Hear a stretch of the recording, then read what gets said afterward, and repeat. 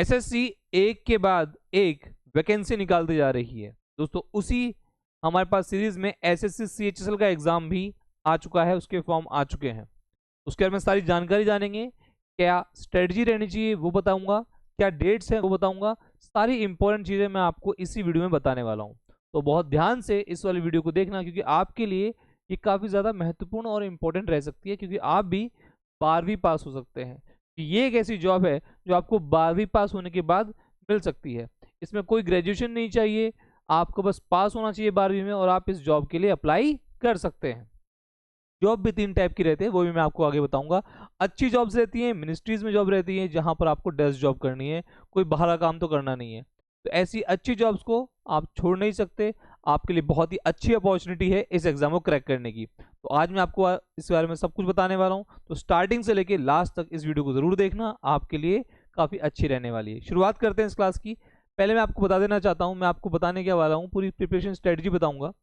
आज मैं आपको सब्जेक्ट वाइज भी बताऊंगा, क्या एग्जाम पैटर्न है वो भी बताऊंगा, क्या एग्जाम डेट्स है वो भी बताऊंगा। ये सारी जो मैं इन चीज़ इस क्लास में बताने वाला हूँ, मॉक्स के बारे में, कैसे आपको देना है, क्या स्टडी प्लान रहना चाहिए आपका डेली का, वो सारी बातें आपकी इसी वीडियो में होने वाली है। कैसे प्रिपरेशन आपको स्टार्ट करनी है, क्या करना है क्या नहीं करना है, वो इसी वीडियो में बताने वाला हूँ। शुरुआत करते हैं दोस्तों। सबसे पहले कि हमारे पास जो एग्जाम डेट्स है दोस्तों वो 23 जून है, मतलब हमारे पास फॉर्म आ चुका है 23 जून को। और लास्ट डेट क्या है दोस्तों, हमारे पास 8 जुलाई है। तो 23 जून से 8 जुलाई, जब आप ये वाली वीडियो देख रहे हैं तो ऑलरेडी ये फॉर्म चल रहा है, तो 23 जून से 8 जुलाई तक आप फॉर्म भर सकते हैं। एक मिस्टेक हो गई थी एसएससी से उसकी नोटिफिकेशन में कि उसने फरवरी और मार्च कर दिया था उसका मेंस के एग्जाम की डेट्स, जो कि गलत है। वैसे हमारे पास इसकी प्रीलिम्स जो हमारे पास टियर 1 होगा उसकी जो एग्जाम डेट्स है दोस्तों 8 सितंबर से 18 सितंबर है। मतलब अब अगर आप फॉर्म भरते हो तो सितंबर में इसका एग्जाम हो जाएगा, तो मतलब जुलाई है आपके पास, अगस्त है, लगभग आपके पास 2.5 महीना बचा हुआ है तो इस फॉर्म को, इस एग्जाम को देने के लिए। तो आप फॉर्म भर सकते हैं। ये मैंने आपको स्टार्टिंग डेट और लास्ट डेट बता दी है फॉर्म की, और एग्जाम कब होने वाला है इसका प्रीलिम्स का वो मैंने आपको बता दिया है। आगे चले दोस्तों, तो इसके एग्जाम पैटर्न की बात करते हैं। एग्जाम पैटर्न बिल्कुल वैसा ही है जैसे कि एसएससी सीजीएल का होता है दोस्तों।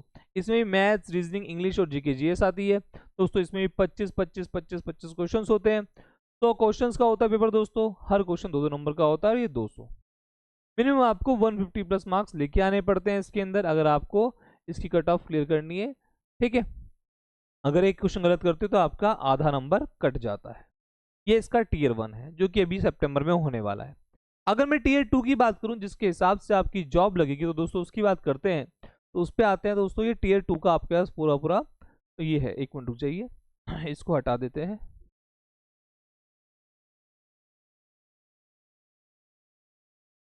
हाँ देखिए, तो ये आपका टीयर 2 का दोस्तों पूरा पूरा हमारे पास पैटर्न है। एग्जाम पैटर्न में दोस्तों हमारे पास सेशन 1 जैसे हमारे पास मैथमेटिक्स आती है, सेशन 1 मतलब हमारे पास ये सेशन 1 होगा 2 घंटे 15 मिनट का होगा। अब इस 2 घंटे 15 मिनट में दोस्तों हमारे पास होगा क्या, इसमें मैथ्स होगा, रीजनिंग होगा, इंग्लिश होगा, जीके जीएस होगा। पहले 1 घंटे में दोस्तों, पहले 1 घंटे में जो हमारे पास दोस्तों ये रहेगा, तो यहाँ पर ऐसे दिखा देता हूँ मैं आपको। पहले 1 घंटे के अंदर दोस्तों आपका मैथ्स होगा और रीजनिंग होगा। 30-30 क्वेश्चन आएंगे, हर क्वेश्चन 3 नंबर का होगा, गलत करोगे तो 1 नंबर कट जाएगा। तो टोटल हमारे पास 180 नंबर का मार्क्स का पेपर होगा, 1 घंटा मिलेगा। मैथ्स, जैसे मैथ्स खत्म हुआ रीजनिंग भी कर सकते हो, रीजनिंग पहले मैथ्स पहले, वो आपकी इच्छा है जो आप पहले करना चाहते हो। मैथ्स पहले करना चाहते हो फिर रीजनिंग बाद में कर लेना, रीजनिंग पहले करना चाहते हो तो मैथ्स बाद में कर लेना। ये आपका 1 घंटा खत्म। इसमें आप इनको आगे पीछे कर सकते हो, कोई भी क्वेश्चन किसी भी टाइम देख सकते हो मैथ्स का, रीजनिंग का। जैसे ये खत्म होगा आपका ये आपका सेक्शन 2 स्टार्ट हो जाएगा, जिसमें इंग्लिश आता है और जनरल अवेयरनेस। यहाँ पर 40 क्वेश्चन दोस्तों हमारे पास इंग्लिश के रहेंगे, 20 क्वेश्चन जीके जीएस के। आप कोई भी टॉपिक पहले कर सकते हो, इंग्लिश या जीके जीएस, या किसी भी चीज़ को, किसी भी क्वेश्चन को कहीं से भी उठा सकते हो। इसमें भी दोस्तों 60 क्वेश्चन है, और दोस्तों हर क्वेश्चन 3 नंबर का, गलत करोगे तो 1 नंबर कट जाएगा। 180 नंबर का ये, तो 180 और 180 360 नंबर का तो हो चुका है, 2 घंटे हो चुके हैं। फिर आपका दोस्तों ये कंप्यूटर होगा जो कि बेसिकली क्वालिफाइंग ही रहता है। इसमें दोस्तों 15 मिनट का कंप्यूटर रहेगा, और क्वेश्चन भी 15 ही रहते हैं, और 15 मिनट का रहता है, और हर क्वेश्चन 3 नंबर का 45 नंबर आपको मिलेंगे। बात क्लियर? अच्छा दोस्तों, स्किल टेस्ट हमारे पास टाइपिंग टेस्ट मॉड्यूल रहता है। स्किल टेस्ट दोस्तों डीओ के लिए रहता है, डिपार्टमेंट और मिनिस्ट्रीज के लिए। दोस्तों ये हमारे पास पहला स्किल टेस्ट है जो डाटा एंट्री ऑपरेटर्स के लिए रहता है। पार्ट बी स्किल टेस्ट दोस्तों दूसरा जो हमारे पास skill test for DOs except in department जो हमारे पास, ठीक है। अच्छा, पार्ट सी दोस्तों टाइपिंग टेस्ट फॉर एलडीसी और जीएसए, मतलब हमारे पास स्किल टेस्ट होगा डीओज के लिए और टाइपिंग टेस्ट होगा लोअर डिविजनल क्लर्क के लिए और ये हमारे पास जीएसए के लिए। तो ये हमारे पास पार्ट सी है। हर स्किल टेस्ट के लिए, ये भी स्किल टेस्ट ही है, टाइपिंग स्किल टेस्ट ही है, हर स्किल टेस्ट के लिए दोस्तों आपको 15-15 मिनट दिए जाएंगे। पार्ट ए वाले स्किल टेस्ट के लिए भी, पार्ट बी स्किल टेस्ट के लिए भी और पार्ट सी स्किल टेस्ट के लिए भी दोस्तों हर स्किल टेस्ट के लिए 15-15 मिनट दिए जाते हैं। ये सिर्फ क्वालिफाइंग होते हैं, ठीक है। ये सेक्शन 3 है। जैसे ही आपका ये वाला पेपर खत्म होगा 2 घंटे 15 मिनट बाद, उसके बाद आपको थोड़ा सा टाइम दिया जाएगा 1 आधे घंटे का, उसके बाद फिर से आपको ये स्किल टेस्ट देने होते हैं, उसी दिन होता है वो, ठीक है। चलिए, ये हमारे पास हो गया। अब दोस्तों मैं आपको नेगेटिव मार्किंग बता दूं। हर नेगेटिव मार्किंग दोस्तों आपका 1 नंबर कटेगा अगर आप गलती करते हो, तो वो तो मैंने आपको बता दिया है। दोस्तों आपके पास सबसे पहला सब्जेक्ट जो आता है वो आता है मैथ्स। मैथ्स को करना कैसे, बहुत ध्यान समझना दोस्तों। मैथ्स में 2 पार्ट है, एक अर्थमेटिक है और एक एडवांस है। अर्थमेटिक में वही profit loss percentage, time and work, time speed and distance, ये सब कुछ आता है। और हमारे पास एडवांस में जैसे कि हमारे पास geometry, trigonometry, algebra, number system, mensuration, मतलब ये सारे टॉपिक्स आते हैं। ये 2 टॉपिक में 2 भागों में बढ़ जाता है। अब दोस्तों हमारे पास सबसे फुल स्कोरिंग सब्जेक्ट यही है।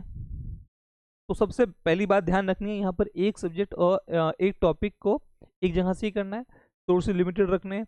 जिस यूट्यूब वीडियो से या फिर जिस कोर्स या फिर जिस किताब से पढ़ रहे हो उसको एक ही रखना है। बहुत सारी किताबों से, बहुत सारी वीडियो से नहीं पढ़ना है। एक टीचर देख लीजिए या एक बुक देख लीजिए, वहीं से आपको पढ़ते रहना है। बहुत फुल स्कोरिंग सब्जेक्ट है, जितने क्वेश्चन करके आओगे उतने उतने सही हो जाएंगे तो बल्ले बल्ले हो जाएगी। बहुत ही अच्छा है इस मामले में ये। अच्छा, आपको लिमिटेड सोर्सेज फॉलो करने हैं, एक किताब और एक जो कॉन्सेप्ट। बेसिक बुक्स दोस्तों आपके पास अरिहंत पब्लिकेशन की है, एनसीईआरटी की आप बुक्स यूज कर सकते हो 9th एंड 10th वाली, अगर आप इसको बिल्कुल स्टार्टिंग से स्टार्ट कर रहे हो। हाँ, पीवाईक्यूज के लिए भी अरिहंत पब्लिकेशन की या किसी भी पब्लिकेशन की आप यूज कर सकते हो किताब। पीवाईक्यूज इसके अंदर जरूरी है। करना कैसे है दोस्तों, मैं आपको बता देता हूँ करना कैसे होता है। इसको बहुत ध्यान समझना।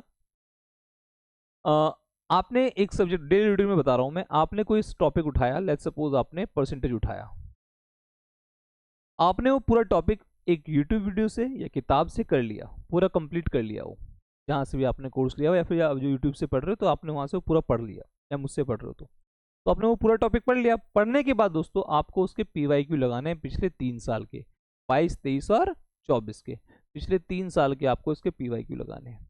हर दिन दोस्तों इसको 2 से 3 घंटे देने हैं।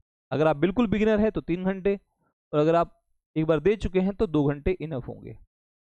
दोस्तों पर डे 3 घंटे देने हैं, 3 से 2 घंटे के बीच में आपको देने ही देने हैं। अगर आपके पास कोई और काम नहीं है, अगर आप सिर्फ पढ़ाई कर रहे हो तो आपको मैक्सिमम 3 घंटे देने हैं बस। आपको 3 घंटे में क्या होता है, 3 घंटे में कुछ नहीं होता, पर डेली अगर 3 घंटे दोगे तो बहुत कुछ होता है। ये वो बच्चा बोलता है कि इसे 3 घंटे में क्या होता है जो सिर्फ एक दिन तो पढ़ लेता है 8 घंटे मैथ्स को और अगले दिन फुस। और डेली 3 घंटे आपको पढ़ना है मैथमेटिक्स, ठीक है। वो टाइमिंग आपका बेसिकली मेनली आपका शाम का हो सकता है, दोपहर के बाद का हो सकता है। सुबह सुबह मत रखना, सुबह सुबह आप बेसिकली जीके जीएस इंग्लिश को रखना। ये शाम के टाइम आप ले सकते हो, कोई भी 3 घंटे आप इसमें, पहले एक बार 1.5 घंटा पढ़ लो, फिर बाद में 1.5 घंटा पढ़ लो, ऐसे भी कर सकते हो। एक घंटा करके पढ़ लो, वो तुम्हारी मर्जी है। एक साथ 3 घंटे भी पढ़ सकते हो, ठीक है। जो वर्किंग वाले हैं वो इसको शाम को 2 घंटे डेली दें, डेली 2 घंटे शाम को आप मैथ्स को दें काम से आने के बाद, ठीक है भाई लोग, बात समझ में आ गई है। रीजनिंग दोस्तों इसके अंदर आपको कुछ नहीं करना, कोई टॉपिक नहीं पढ़ना। डेली आपको 5 सेट उठाने हैं या 3 सेट उठाने हैं और प्रीवियस ईयर क्वेश्चन की किताब लेनी है, वहां से आपको इसके प्रीवियस ईयर क्वेश्चन लगाने हैं। जो टॉपिक नहीं समझ में आता, जिससे क्वेश्चन बार बार अटक रहे हैं प्रीवियस ईयर क्वेश्चन के, उनकी आप यूट्यूब वीडियोस देख सकते हो या फिर आप किसी भी पब्लिकेशन की बुक से आप पढ़ सकते हो, वो आपकी इच्छा है। मुझे बेसिकली अच्छी लगती है अरिहंत पब्लिकेशन, तो मैं वहाँ से पढ़ लेता हूँ। आपको अगर जो भी अच्छी लगती है आप वहाँ से पढ़िए, और आप देख सकते हैं वैसे कोई भी बुक, और वहाँ से आप पीवाईक्यू लगाइए। पिछले 4 साल के या 5 साल के आपको पीवाईक्यू लगाने हैं। डेली आपको कम से कम 2 से 3 सेट तो लगाने हैं मिनिमम।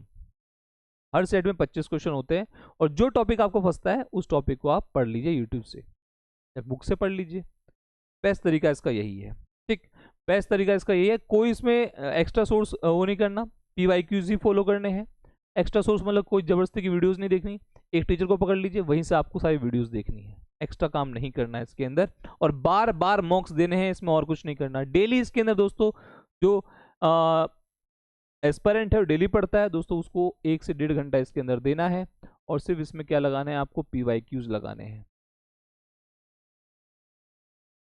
जो बच्चा डेली पढ़ता है उसको 1 से 1.5 घंटा देना है डेली, ठीक है।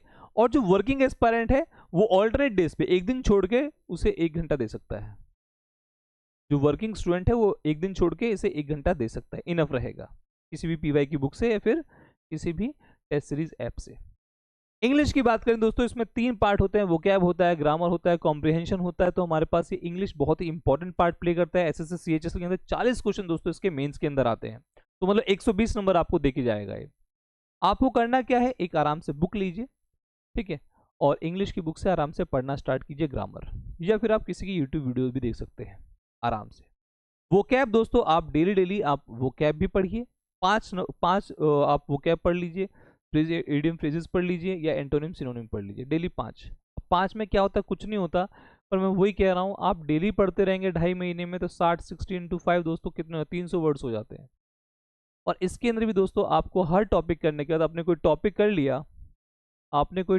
लिया, उस टॉपिक के बाद दोस्तों आपके हर टॉपिक के दोस्तों PYQ भी लगाने हैं पिछले 3 से 5 साल के। पहले 2024 के लगाना, फिर 23 के लगाना, फिर 22 के लगाना। बात क्लियर है?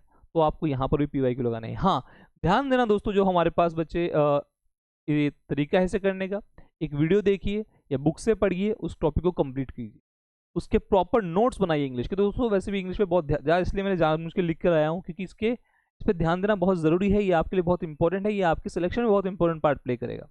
तो आपको कहीं से एक पूरा टॉपिक पढ़ लेना है, चाहे वो वीडियो हो सकती है, किताब हो सकती है, कुछ भी हो सकता है, आप वहां से या फिर किसी PDF से उसके ढंग से प्रॉपर नोट्स बनाइए, और फिर उसके PYQ प्रैक्टिस कीजिए लास्ट 3 साल के या 4 साल के। बहुत इंपॉर्टेंट है PYQ प्रैक्टिस करना, वहां से आपकी प्रैक्टिस होगी, आपको पता लगेगा किस टाइप के क्वेश्चन आ रहे हैं, ठीक है। सेक्शनल मॉक्स लगाइए दोस्तों उसके, किसी भी अच्छी ऐप से, कोई भी ऐप हो सकती है, वहां से इसके सेक्शनल मॉक लगाइए। टॉपिक पढ़ने के बाद हम बार बार उसके मॉक्स लगाते रहिए, इससे कि आपको फायदा हो। डेली इसको रिवाइज करना है, ऐसा नहीं कि जो पढ़ लिया, अभी आपने सुबह पढ़ा तो शाम को 15 या 20 मिनट में जो आपने सुबह पढ़ा था उसको रिवाइज कर सकते हो शाम को, क्योंकि इसका काम बेसिकली सुबह ही रहेगा इंग्लिश का। उसको शाम को मत लेके जाना, 12 बजे से पहले पहले इंग्लिश को पढ़ लेना है, दोपहर 12 बजे से पहले पहले। बात क्लियर है? रिवाइज डेली करना है, जो पढ़ा है सुबह उसे शाम को रिवाइज करना है, बात ध्यान रखना है इस बात को, ठीक है। आप कुछ भी वो कैब के वर्ड यूज कर सकते हैं, 5 से 6 बार आपको रिवाइज करना ही करना पड़ेगा, बार बार रिपीट करना पड़ेगा दोस्तों उन वर्ड्स को, बार बार। इस प्रोसेस को अगर आप नहीं करते हैं GK GS और इंग्लिश के अंदर, तो आपको प्रॉब्लम हो सकती है। जो पढ़ा है उसे बार बार रिवाइज करना है, क्योंकि आप भूलते रहोगे, फिर आपको रिवाइज करना है, ठीक है। बहुत ज़्यादा प्रॉब्लम्स आते हैं स्टूडेंट्स के अंदर कि सर हम भूल जाते हैं, तो ऑब्वियसली भूलना लाजमी है, वो नॉर्मल बात है, बट आप बार बार रिवाइज आपकी करना, आपको कर्तव्य है, वो करना पड़ेगा आपको। और जो भी पढ़ते हो सुबह, वो शाम को रिवाइज करना पड़ेगा। इसके अंदर जंबल्ड पैराग्राफ, PQRS आता है, क्लोजटेस्ट आता है, तो उसकी आप ट्रिक्स लर्न कर सकते हो किसी भी यूट्यूब वीडियो से। आप लिखेंगे PQRS जंबल्ड पैराग्राफ, तो वो आपको मिल जाएगा YT पे, या फिर आप किताब से भी कर सकते हैं। ये इसका इंपॉर्टेंट पार्ट है इंग्लिश के अंदर PQRS वाला, ठीक। चलिए, दिन में वही बात है, इसके अंदर दिन में कुछ नहीं करना है दोस्तों। दिन के अंदर इसको मैक्स टू मैक्स इसको 2 से 2.5 घंटे देने हैं। जो रेगुलर पढ़ने वाला बच्चा है वो इसे 2 से 2.5 घंटे डेली दे, और जो कभी मतलब डेली पढ़ रहा है पर वो वर्किंग एक्सपेरिमेंट है, उसे 1.5 घंटा दे। सुबह 1.5 घंटा आपको डेली इंग्लिश को देना है, रात को तो मैथ्स को देना ही देना है डेली, और सुबह 1.5 घंटा या 1 घंटा आपको इंग्लिश को देना ही देना है। उसमें आधा घंटा वोकैब कर सकते हैं और आधा घंटा ग्रामर। कंसिस्टेंसी यहाँ पर की रहेगी, ये नहीं मैटर करता कि आप कितने ज़्यादा घंटे पढ़ रहे हो, कंसिस्टेंटली कितना पढ़ रहे हो वो मैटर करेगा। GK GS की बात करते हैं, उसमें बहुत सारे आपके पास टॉपिक्स है। अब इन्हें कवर कैसे करें, देखो मैंने पर्सनली मनोहर पांडे बुक यूज़ की थी, और काफ़ी अच्छी बुक थी, और मैंने उसी किताब से, बहुत सस्ती भी आ गई थी, इतनी सी बुक थी, पतली सी लगी थी मेरे को, तो मैंने वो वाली बुक खरीद ली थी, और मैंने वहाँ से GK GS पढ़ा था। आप किसी भी YT वीडियो, यूट्यूब वीडियो से पढ़ सकते हो, या फिर मनोहर पांडे बुक से भी पढ़ सकते हो। आपको आपके अलग अलग सोर्सेज जिससे आप अभी पढ़ रहे हो उससे भी पढ़ सकते हो। आपको डेली उनसे टॉपिक्स पढ़ने हैं। पहले एक दिन आपने, या पहले 2 दिन आपने हिस्ट्री और पॉलिटी पढ़ा है, तो अगले 2 दिन आप इकोनॉमिक्स और साइंस पढ़ सकते हैं। ऑल्टरनेट पढ़ना, नहीं तो आप पिछले चीज़ें भूल जाओगे। इसमें रिवीजन भी बहुत बड़ा पार्ट प्ले करता है। इसे डेली 1 घंटा पढ़ सकते हैं। जो बच्चा एस्पायरेंट है, पूरा टाइम है उसके पास, तो वो तो उसको 1.5 घंटा पक्का दे, ठीक है। 1.5 घंटा दे, 1 घंटा पढ़े, और आधा घंटा फिर उस पूरे को बार बार रिवाइज करे जो उसने पढ़ा था। बहुत इंपॉर्टेंट चीज़ है। इसके अंदर स्टैटिक GK भी होती है, इसके अंदर करंट अफेयर भी होता है। तो स्टैटिक जीके के टॉपिक्स आप पहले ही कर सकते हो, या डेली आप ऑल्टरनेट डेज पे आप स्टैटिक जीके पढ़ सकते हो। एक दिन आपने जीके जीएस पढ़ा, अगले दिन आप स्टैटिक जीके पढ़ सकते हो, जिसके अंदर आपके अंदर डैम्स आते हैं, ओशंस आते हैं, रिवर्स आते हैं, अलग अलग नेम्स आते हैं, डांसेस आते हैं, बुक्स एंड ऑथर्स आते हैं, अवार्ड्स आते हैं, ये सारा स्टैटिक जीके वाला पार्ट है। तो आप वहाँ से ये काम कर सकते हो। ये चीज़ें जो बदलती नहीं है उसे स्टैटिक जीके बोलते हैं। तो आप हर ऑल्टरनेट डे पे स्टैटिक जीके पढ़ सकते हो। क्लियर है भाई लोग, बात समझ में आ गई है? अच्छा, कोई भी यूट्यूब चैनल हो उसकी वन शॉट वीडियोस देख लीजिए। आजकल वन शॉट वीडियोस भी है कि आपने मॉडर्न हिस्ट्री एक ही वीडियो में खत्म कर दी, आपने मिडिवल हिस्ट्री एक ही वीडियो में खत्म कर दी, आपने पॉलिटी एक ही वीडियो में खत्म कर दी। ऐसी वीडियोस काफ़ी हेल्पफुल रहती हैं और आपका टाइम भी वेस्ट नहीं होगा।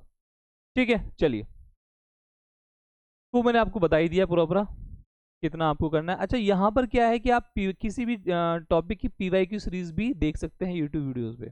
पीवाईक्यू सीरीज पढ़ी हुई है, आप वहाँ से जाके देखिए। वैसे मेरे हिसाब से तो बुक बेस्ट रहती है, बुक से एक बार पढ़ लीजिए, उसे बार बार रिवाइज करते, ये मेरा मानना है दोस्तों। ठीक, चलिए, ये मैंने आपको स्ट्रेटेजी के बारे में बताया हुआ है, और मैं रिकमेंड करूँगा दोस्तों इसके नोट्स बनाइए स्ट्रेटेजी के, चाहे फेस्टिवल्स हो, सेंसर्स हो, डांसेस हो, डैम्स हो, वाइल्ड लाइफ सेंचुरीज हो, बायोस्फीयर्स हो, ये सारे सारे अवार्ड्स, फेमस पर्सनैलिटी, सब में दे रखा है। कम से कम इसको 5 से 6 बार रिवाइज करके जाना है एग्जाम से पहले। तो वैसे तो इससे ज़्यादा बार रिवाइज हो जाएगा, कोई दिक्कत नहीं है, बट कम से कम इतनी बार तो होना ही होना चाहिए। स्ट्रेटेजी के बहुत इंपॉर्टेंट पार्ट प्ले करता है, क्योंकि जो ऑलरेडी है वही पूछा जाता है, सालों से वही चल रहा है। ठीक है, तो वो प्लीज़ आप ध्यान रखना। बाकी करंट अफेयर आप मंथली करंट अफेयर पढ़ेंगे, आप बिल्कुल भी डेली करंट अफेयर नहीं पढ़ेंगे। जनवरी, फरवरी, मार्च, अप्रैल के मंथली करंट अफेयर पढ़ेंगे, और 2 जगह से पढ़ सकते हैं, इससे कि आपका पूरे मंथ का कवर हो जाए। ठीक, 30 मिनट या 40 मिनट की वीडियो रहती है मंथली करंट अफेयर की, आप वहाँ से कर सकते हो, या फिर आप समय सामयिक की या करंट अफेयर की बुक भी ले सकते हैं, वो आपकी इच्छा है। ठीक, आगे दोस्तों बहुत इंपॉर्टेंट बात है मॉक्स। आप मॉक्स किसी भी ऐप से लगाएं, पर दोस्तों लगाएं ज़रूर।